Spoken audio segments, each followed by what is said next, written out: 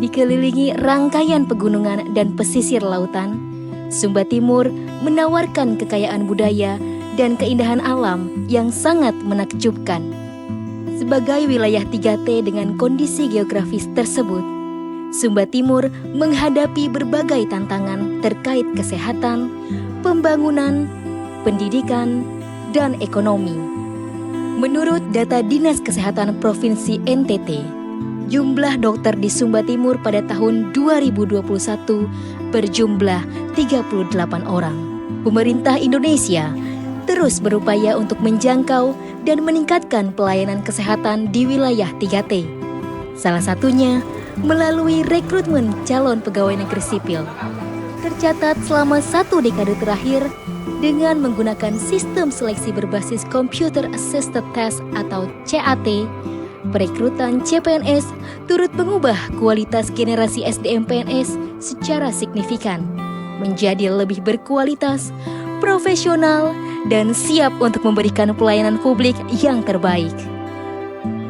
Ibu Marcelin Meliani Libulado, perempuan berdarah Marapu, telah memilih Sumba Timur menjadi tempat bertugas sebagai dokter di Puskesmas Lewa, pemerintah Kabupaten Sumba Timur. Halo, perkenalkan saya Dr. Marcelin Meliani Libulado. Saya merupakan dokter PNS di Puskesmas Lewa. Saya selain sebagai dokter ahli pertama di sini, saya juga sebagai penanggung jawab Yankes dan penanggung jawab klaster 4 di ELP Puskesmas Lewa.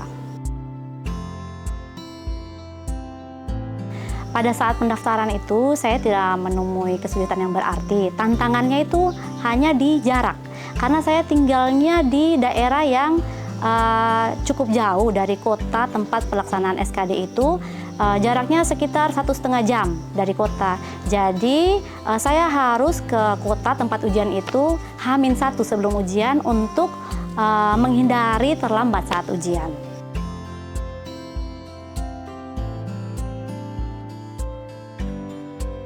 Menurut saya anggapan itu tidak benar ya, karena menurut saya penerimaan kerja yang paling baik saat ini adalah seleksi CPNS, karena seleksi CPNS itu sangat ketat, serba online dan terkomputerisasi, sehingga penyimpangan atau penyalahgunaan wewenang itu sepertinya sulit untuk dilakukan. Nah, saat CAT pun itu ada live score-nya juga yang dapat dilihat semua orang ya, dan ada passing grade-nya juga. Jadi menurut saya sangat sulit untuk terjadi kecurangan saat seleksi CPNS.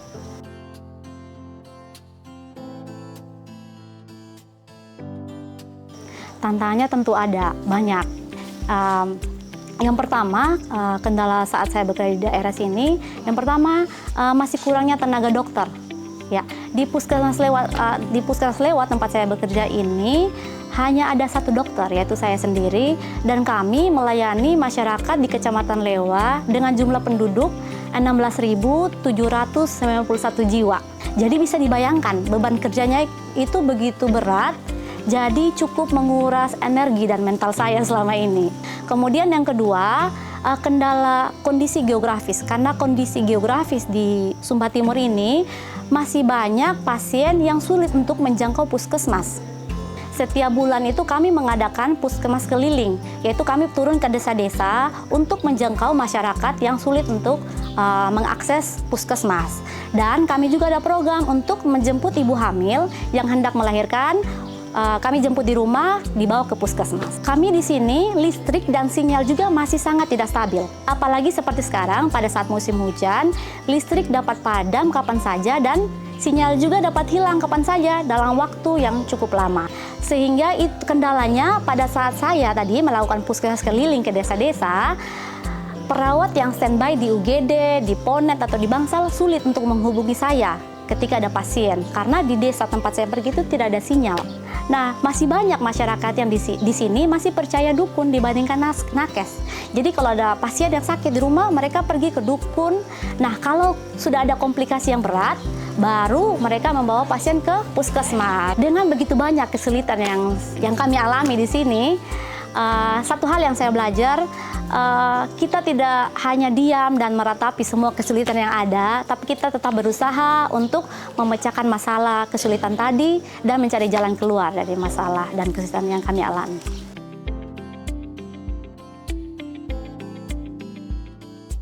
Oke, baik. Pertama saya harus memahami dulu bahwa anggapan itu ada karena memang ada oknum PNS yang seperti itu. Tapi saya tidak mau terpengaruh dari itu. Saya tetap mau bekerja dan menunjukkan kepada masyarakat bahwa pikiran seperti itu tidak benar. Masih ada PNS yang tidak seperti yang mereka pikirkan gitu. Nah, kita sebagai PNS milenial harus mampu tunjukkan dan mampu membawa perubahan dalam dunia PNS. Sehingga citra buruk PNS yang ada di masyarakat itu perlahan sirna. Dengan caranya kita tetap memiliki motivasi bahwa bekerja itu untuk melayani Tuhan, bukan untuk melayani sesama, dan tetap memiliki integritas dan tetap melakukan yang terbaik dalam bekerja.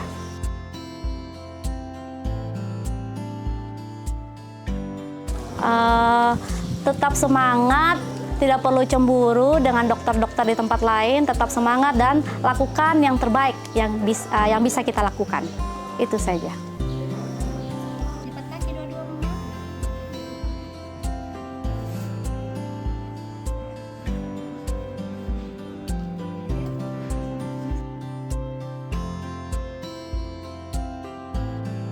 Merasa sangat terbantu sekali. Dokter Melang ada sosok seorang dokter yang bertanggung jawab, berpribadi baik, cantik, dalam bekerja, ya secara profesionalismenya bagus.